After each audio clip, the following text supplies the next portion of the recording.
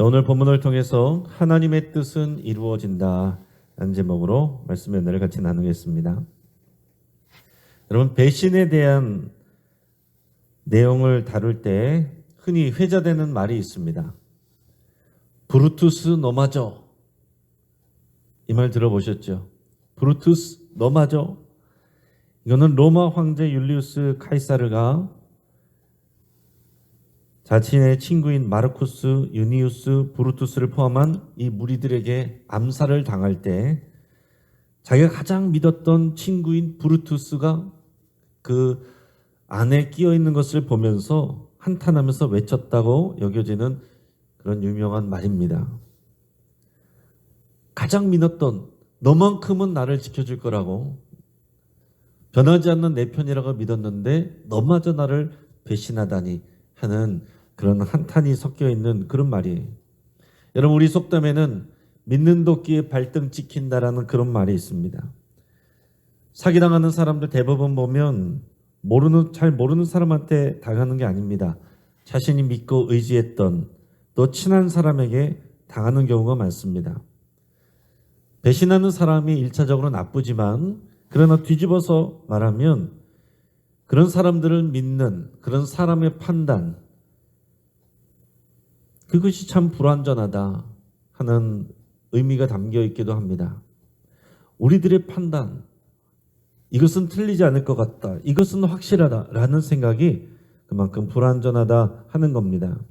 하지만 여러분, 하나님의 판단은, 하나님의 생각은 사람의 판단과 다릅니다.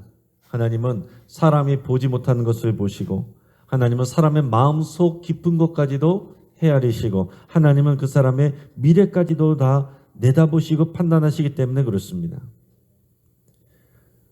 자, 이스라엘의 초대 왕인 사울 왕 이후에 하나님께서 이제 다윗을 왕으로 이제 점 찍을 때, 그때도 보면 그렇습니다. 사무엘을 보내셨는데, 사무엘이 볼 때는 다윗의 형들이 그 외모가 출중하고 또 그들의 모습을 볼 때, 이 사람이 정말 왕이 될 만한 사람이구나, 다 그렇게 생각했는데 아니다 하나님께서 말씀하시더니 그 아버지도 형들도 생각지도 않았던, 지금 이 자리에 있지도 않은, 밖에 나가서 양들을 치고 있는 막내 다윗, 그 막내 다윗, 어린 다윗이 왔을 때 하나님이 바로 이 사람이다 이렇게 말씀하셨습니다. 자, 사무엘은 이해가 되지 않았지만 믿음으로 다윗의 머리에 기름을 붓습니다. 자, 예수님도 마찬가지예요. 예수님이 정말 하나님의 나라 귀한 그 위대한 사명을 맡기는 그 일을 위해서 제자를 부르시는데, 그 제자들을 부르시러 어디로 가셨습니까? 여러분, 예루살렘의 명문 그런 아카데미로 가신 게 아닙니다. 갈릴리 호수에서 냄새나는 어부들을 제자로 부르셨습니다. 또 사람들에게 손가락질 받고 비난받는 세리 마태를 부르시기도 했습니다. 그리고 게다가 결국에는 마지막에 예수님을 배신하고 팔아버린 가룟 유다까지도 제자로 부르셨습니다. 여러분, 우리들이 생각할 때 이거 예수님이 실수하신 것 아니냐, 하나님의 아들이신데 어떻게 이런 가룟 유다 같은 사람을 제자로 삼으실 수가 있었느냐, 정말 사기당하고 손해보고 또 잘못 선택한 것 아니냐 이렇게 생각할 수 있지만, 성경을 보면 예수님은 그가 예수님을 배신하고 팔아넘길 것이라는 것을 다 알고 계셨습니다. 그럼에도 불구하고 그를 제자로 부른 이유는 그의 배신을 통해서 예수님이 십자가에 달려 죽으시는 것, 그게 하나님의 뜻이기 때문에 그래요.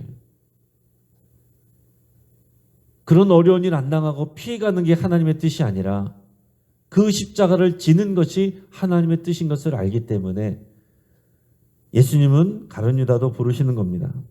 자, 이런 일들은 사람의 머리로는 다 헤아릴 수가 없습니다. 이해할 수 없습니다. 놀라운 하나님의 판단이고 결정이에요. 우리들에게 있어서 믿음이란 것은 이런 하나님의 판단을 믿고 의지하고 따르는 것입니다. 내 생각으로 다 판단하고 하나님의 결정을 내가 다 판단하고 생각해버리면 절대로 순종 못합니다. 믿음이 설 자리가 없습니다. 믿음이란 것은 내 생각이 안 맞는 것을 따르는 게 그게 믿음이죠. 그래서 여러분, 우리가 믿음으로 살려고 하면 불편한 일들이 많아져야 돼요. 내가 안 하던 거, 내 생각하고 다른 거, 내 스타일하고 안 맞는 거. 그러나 그것이 하나님의 뜻이라고 할 때 믿음으로 순종하는, 여기에서 하나님의 역사가 나타나는 것입니다. 이런 불편함을 넘어서는 일이 없었다면 하나님의 역사가 경험될 수가 없어요. 여러분, 오늘 본문은 갈렙이 속한 이 유다 지파의 땅을 배정하는 것으로부터 시작합니다. 자, 유다 지파가 다른 지파들보다 이 요단 서편 지역에 그 땅을 분배하는 데 있어서 가장 우선적으로 또 순서를 갖게 됩니다. 유다 지파가 이런 우선적인 지위를 누리고 있다는 것을 우리가 알 수 있는 겁니다. 그리고 이어서는 유다 지파인 이 갈렙의 땅 정복기도 다루고 있어요. 자, 오늘 본문을 통해서 하나님이 우리에게 하시고자 하는 말씀이, 여러분 각자에게 주시고자 하는 말씀이 무엇인가, 그것을 여러분께서 잘 귀 기울여 들으시고 묵상하실 수 있길 바랍니다. 자, 갈렙은 유다 지파입니다. 이 요단강 서편에 하나님의 약속의 땅을 배분할 때 제일 먼저 나온 사람이 갈렙이었는데, 갈렙이 혼자 나온 게 아니고 그 유다 지파와 함께 나온 거예요. 갈렙의 이야기부터가 이 유다 지파의 땅 분배 이야기입니다. 갈렙이 헤브론 땅을 지정받은 다음에 이 유다 지파부터가 본격적으로 땅을 지정받게 돼요. 오늘 본문의 1절에서 63절까지 전체를 걸쳐서 유다 지파에 대한 이 땅 분배의 기사가 나옵니다. 뒤에 나오는 다른 지파에 비하면 월등하게 많은 분량이에요. 자, 유다 지파는 다른 지파에 비해서 규모도 크고 지금 이스라엘 전체 안에서 주도적인 위치에 있습니다. 이것이 유다 지파가 가장 먼저 제비를 뽑게 되는 이유입니다. 자, 나중에 역사가 흘러서 왕정시대, 분열왕국 시대에 가보면요, 남쪽으로는 유다 지파만 있습니다. 그때는 유다 지파하고 베냐민 지파가 유다 지파에 흡수돼서 남유다 왕국이 돼요. 그리고 북쪽으로는 다른 10개 지파 다 합쳐서 북쪽입니다. 그렇게 남북으로 나뉠 정도로 이 유다 지파가 강력하게 됩니다. 이런 유다 지파의 땅 경계를 보면요, 유다 지파는 이제 남쪽 아래쪽이기 때문에 유다 지파의 북쪽으로는 예루살렘의 남쪽이 북쪽이에요. 그리고 서쪽으로는 이 블레셋 지역을 포함한 이 지중해 연안까지가 서쪽이고, 동쪽으로는 요단강 흐르는 데까지, 그리고 남쪽으로는 신광야와 애굽 시내까지라고 이렇게 되어 있습니다. 굉장히 넓은 땅입니다. 자, 그러면 우리가 여기서 생각할 것이 뭐냐면, 도대체 왜 이 유다 지파가 이렇게 큰 영토를 차지하고 또 12개 지파 중에서 우선권과 주도권을 가질 수 있었을까? 이것을 우리가 생각하는 게 좋겠습니다. 우리도 이런 은혜를 받아야죠. 우리가 이렇게 쓰임 받아야죠. 자, 이것을 창세기로 거슬러 올라가 보면 유다 지파의 시조인 이 유다는요, 야곱과 레아 사이에서 낳은 네 번째 아들입니다. 야곱의 기사를 읽어보면 야곱의 두 아내 레아와 라헬이 있죠. 자매입니다. 자, 그런데 야곱이 실제로 사랑했던 사람은 라헬이었어요. 야곱은 라헬에게서 낳은 요셉과 베냐민을 더 사랑했습니다. 그래서 나중에 보면 요셉은 다른 형들이 다 자신에게 절하게 되는 그런 꿈을 꿉니다. 그리고 나중에 어려움을 겪어서 애굽의 총리가 돼요.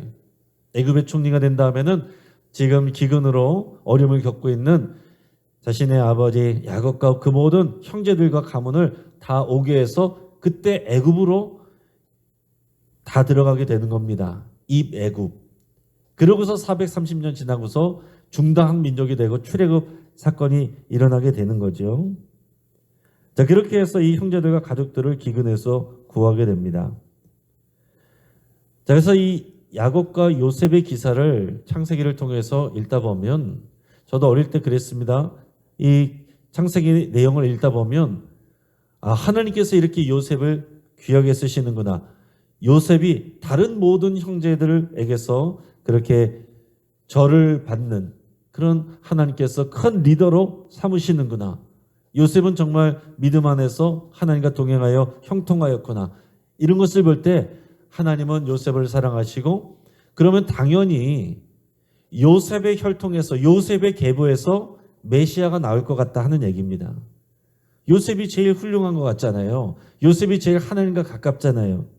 다른 형들은 못나서 그 질투해가지고 이 요셉 다 팔아버렸지 않습니까? 그러면 당연히 이 요셉의 혈통에서 메시아가 나와야죠.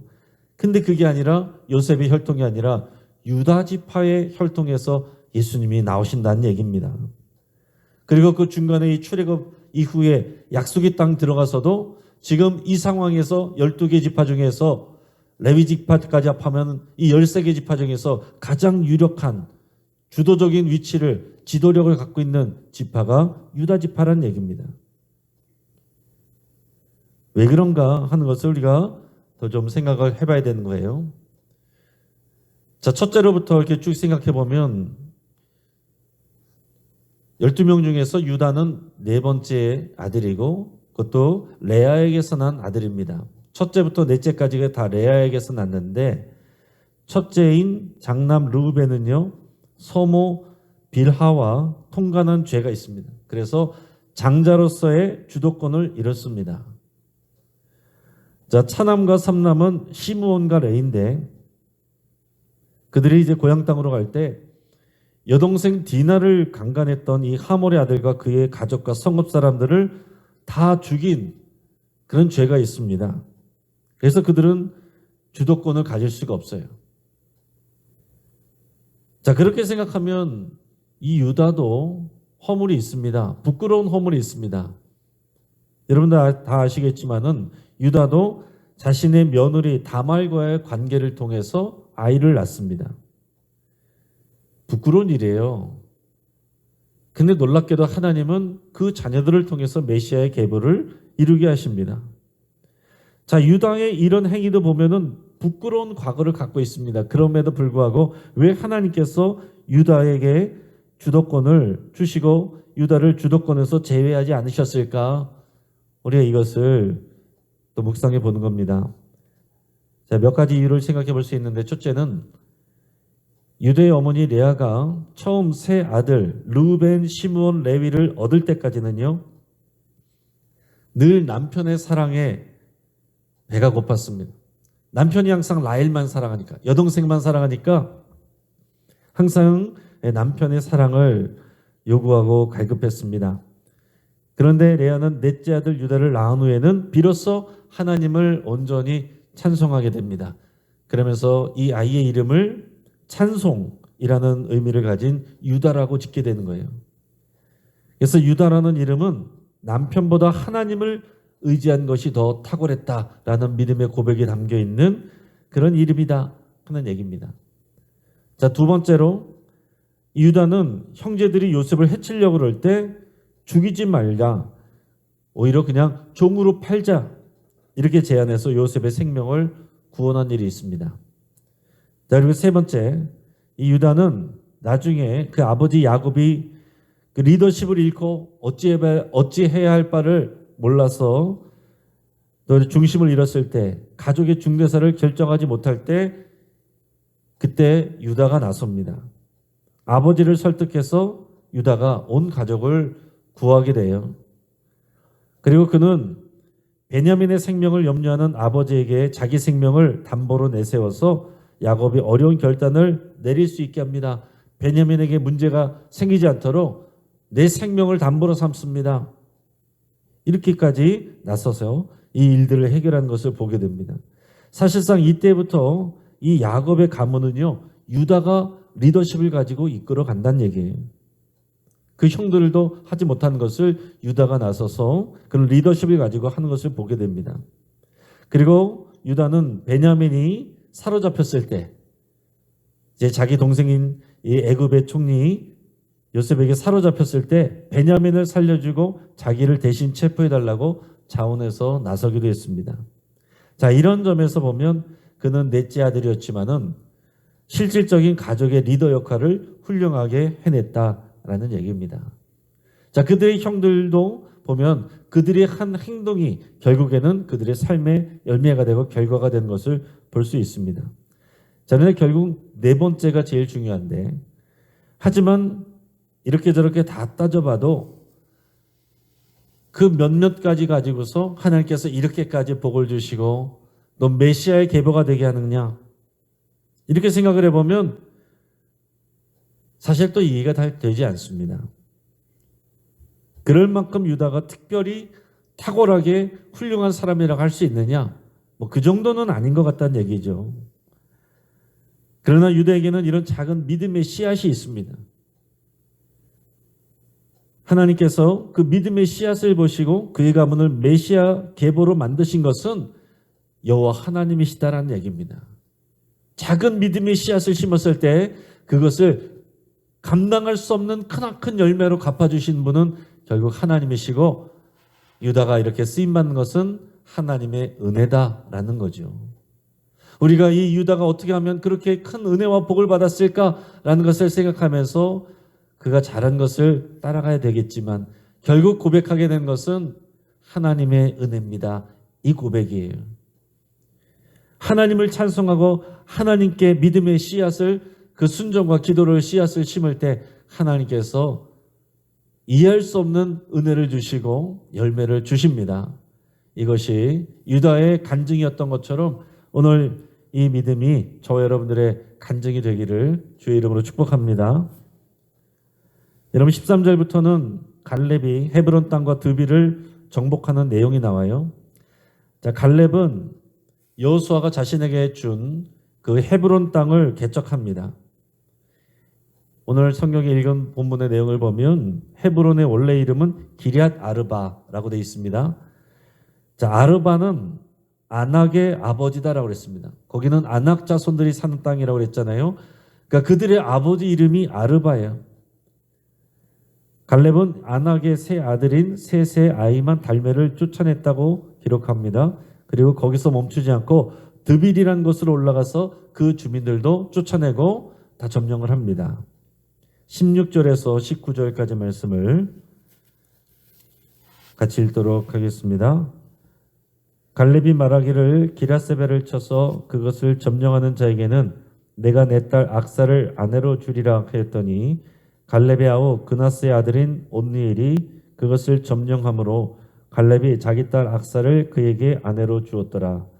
악사가 출가할 때에 그에게 청하여 자기 아버지에게 밭을 구하자 하고 나귀에서 내리매 갈렙이 그에게 묻되 내가 무엇을 원하느냐 하니 이르되 내게 복을 주소서 아버지께서 나를 네겝 땅으로 보내시오니 샘물도 내게 주소서 하매 갈렙이 윗샘과 아랫샘을 그에게 주었더라.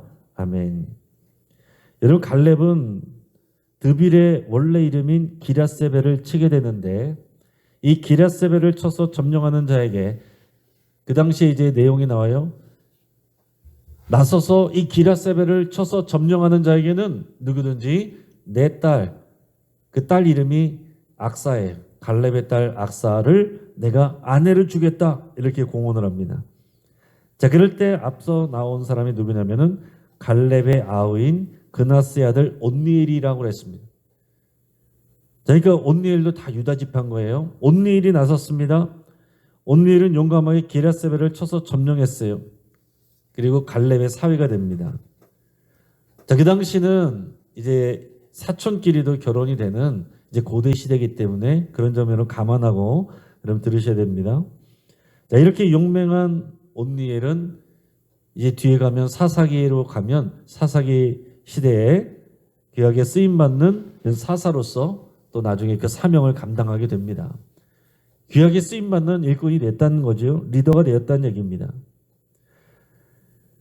자, 이 갈렙의 딸 악사하고 온니엘이 결혼을 하게 되는데 결혼을 하게 될 때 그들이 받은 땅은 이 남쪽의 네겝이라고 하는 네겝이라고 하는 이제 거친 이제 광야 지역이에요.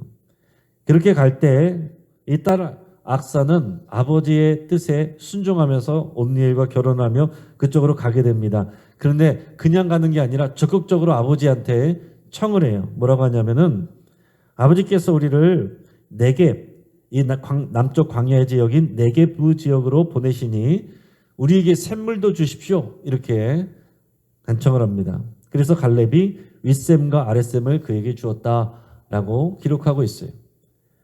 자, 여기서 우리가 생각해야 될 것은 뭐냐면 이 갈렙의 적극적인 믿음과 행동이 그의 조카인 온니엘에게도 이어져 있고 갈렙의 딸 악사에게도 이어져 있다라는 겁니다. 이 그녀가 말한 것은요, 그냥 욕심이 많은 그런 게 아니에요. 그녀의 요구는 지금 아버지께서 가라고 하시는 땅, 네게브 지역, 척박한 땅입니다. 풀이 많고 그런 평범하고 좋은 땅이 아니라 풀이 별로 없는 아주 황량하고 척박한 땅인데 아버지께서 보내시면 내 기꺼이 가겠습니다. 아버지께서 말씀하셨으니 내가 온니엘과 결혼해서 그곳에 가서 살겠습니다. 라는 의지 표명이 담겨 있는 거예요. 근데 거기에 살려면은 샘이 필요하니까 우리에게도 샘물을 주십시오. 적극적으로 그 땅으로 나가려고 하는 그런 믿음의 표현이다라는 얘기입니다. 자, 그런데 지금 보면 갈렙, 그의 조카 온니엘, 그의 딸 악사도 다 이제 유다 지파인 거고요. 그 유다 지파 안에서 이런 믿음의 자녀들이 계속 나왔다 하는 얘기입니다. 하나님의 나라는 이와 같이 적극적인 믿음의 사람들을 통해서 이루어지게 됩니다. 앞에서 말씀드린 것처럼 갈렙은 원래 이방 혈통 출신이, 사람의 입장에서 보면은 서열이나 혈통을 중요시하잖아요. 이 사람은 원래부터 있었던 사람이 아니야. 배제하기 쉽습니다. 그러나 갈렙은 믿음으로 정말 적극적으로 순종함으로 나가서 하나님 앞에 귀하게 쓰임받았고 이 유다 지파의 선봉장이 되고 땅을 개척하는, 그리고 그 믿음이 그에게서 끝나는 것이 아니라 이 같은 유다 지파의 동생네 이 조카에게도 흘러가고 그 딸에게도 그 믿음이 다 흘러간다는 얘기입니다. 믿음의 훌륭한 가문이 이어진다는 얘기예요. 그런 믿음의 유다 지파 가문 안에서 결국 예수님이 오시게 되는 겁니다. 그 가문 안에서 다윗도 나오는 것이고 마지막에 예수님도 나오게 되는 거예요. 하나님의 뜻은 여러분 언제나 이루어집니다. 그런데 여러분, 하나님의 뜻은 믿음으로 순종하는 자를 통해서 이루어집니다. 우리가 약속을 똑같이 다 받았어도 믿음으로 받는 사람을 통해서 이루어지는 거예요. 출애굽 1세대는 믿음으로 받았지만 순종하지 않았을 때 그들은 그 결과를 받지 못했습니다.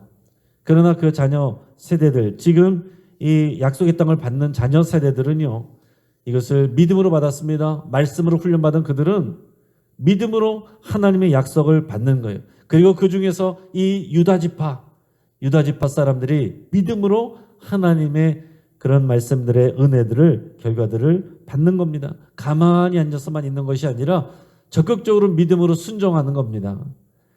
여러분, 천국은 침노하는 자의 것이라고 그랬어요. 여러분, 하나님께서 오늘날 영신교회를 통해서 저와 여러분들에게 주시는 약속이 있고 은혜가 있습니다. 똑같이 주어져도 믿음으로 아멘하고 받아서 순종하는 자에게 이루어지는 겁니다. 믿음을 가지고 여러분 담대하게 하나님의 뜻에 순종하기를, 그리고 하나님 부어주시는 그 은혜를 믿음으로 여러분 받아 누리시고 여러분들의 가족들과 자녀들에게까지 이어지기를 주의 이름으로 축복합니다. 같이 한번 기도하겠습니다. 오늘 이 시간 말씀을 붙잡고 함께 기도하겠습니다. 오늘 우리 입술의 말들 가운데 자신의 처지를 비관했던 것을 회개하시고 내려놓으시길 바랍니다. 여러분의 입술을 믿음으로 지키시기를 바랍니다. 혈통이나 서열을 의지하지 않고 사람의 술수를 따르지 않고 믿음으로 정직하게 하나님께 순종하기로 여러분 결단할 수 있길 바랍니다. 머리를 많이 쓰면 야곱처럼 험악한 세월을 통해 하나님께서 또 다루시고 훈련하십니다. 그렇게도 쓰임받을 수 있지만 믿음으로 순종하면 여러분 직진할 수 있어요. 천국을 침노하는 적극적인 믿음의 도전자가 되기를 여러분 결단하시고 여러분의 믿음으로 부지런히 기도를 심기로, 믿음의 또 순종의 행위를 심기로 이렇게 결단하시기 바랍니다. 우리 환우들을 위해서 함께 기도해 주시기 바랍니다.